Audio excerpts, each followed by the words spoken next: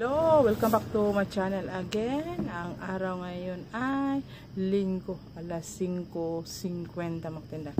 So tayo hindi masyadong maagang nag-open dahil walang pasok ngayon, Linggo.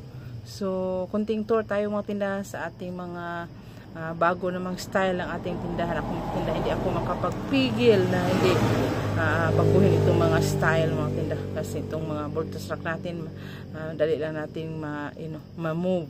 So silipin nyo para makita yung mga paggamit sa pang Pasko. Tinda medyo umuulan kagabi, malakas ang ulan. So yun na, yung basa-basa pa yung mga kalsada. So dito sa ating harapan may mga bultos rack. Ako na doon na sa medyo sa gitna nilagyan ko.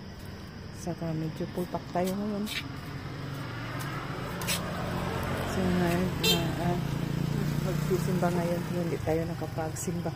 Dito na yung mga lamas, hindi ko pa na-display. Saka hindi pa ako nakapag-refill ng biscuit dito yan sa harapan. Saka itong bagong bultos rack na dito sa harapan. Ito sa gitna pala. Yan. Saka dito na side. Yan, matinda. Full pack na yung mga shampoo natin. Saka mga Fabcon, mga powder. Ito may bago akong bumili ako nito. May nag-order nito mga mamasitas nga oyster sauce.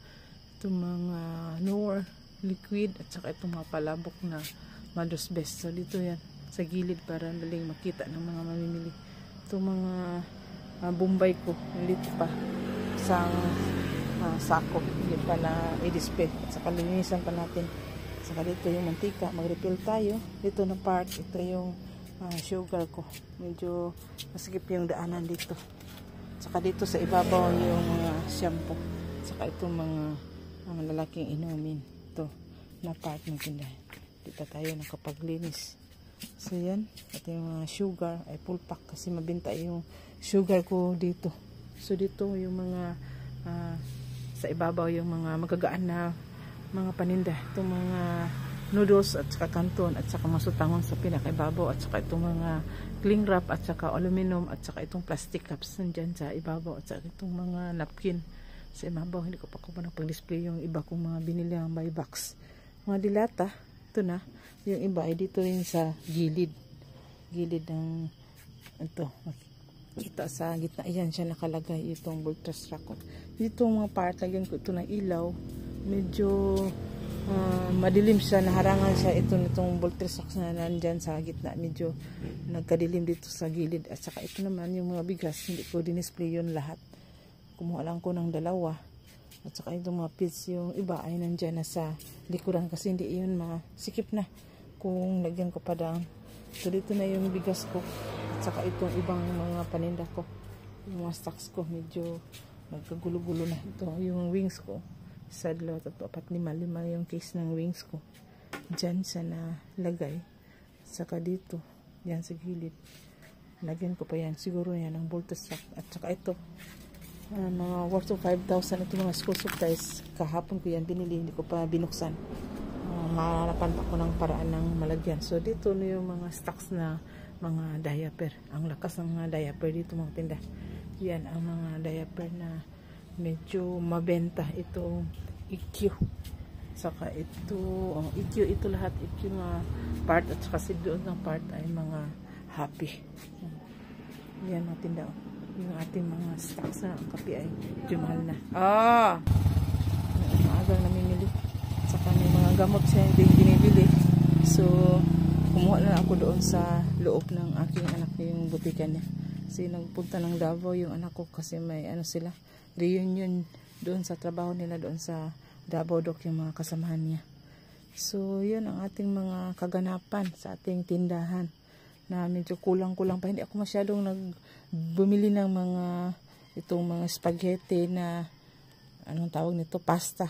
Medyo hindi mabenta, sayang ating bumili ako ng pakon, maliit lang yung binili ko mga tinda. Hindi ako masyadong namimili. Ito yung mga gatas, may mga gatas pa ko doon sa likuran, itong mga ibak na tagsang case at saka itong jersey na itong condense. So yun mga tinda, mga ating tindahan. Medyo na iba ko na naman yung design, nag side view na siya, dapat nakaharap itong mesa, itong kaha, so medyo nag side view. para maluwag dito madaanan. Saka dito din na part. So, hinati ko kung nandoon na sa gitna yung voltage rack.